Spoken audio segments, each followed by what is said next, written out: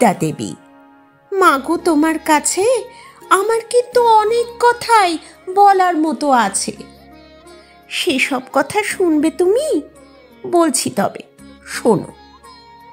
পড়ায় আমার ভালোই মাথা, সন্দেহ নেই কোনো।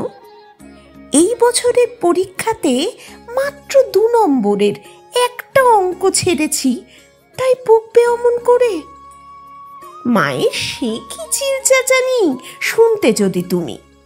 কেবল বলে আমার নাকি বেড়েছে দুষ্টুমি। দুষ্টুমিটা করব কখন?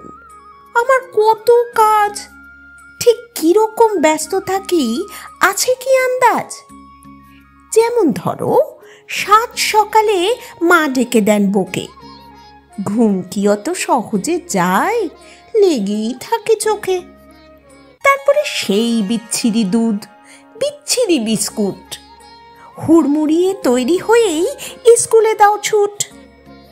ফিরেও বুঝি স্বস্তি আছে? ব্যস্ত সারাক্ষণ, গানের টিচার, আঁকার টিচার, নানান টিউশন। তোমায় কি আর বলবো মাগো, সবই তোমার জানা। এই করো না, ওই করো না, হাজার নিষেধ মানা।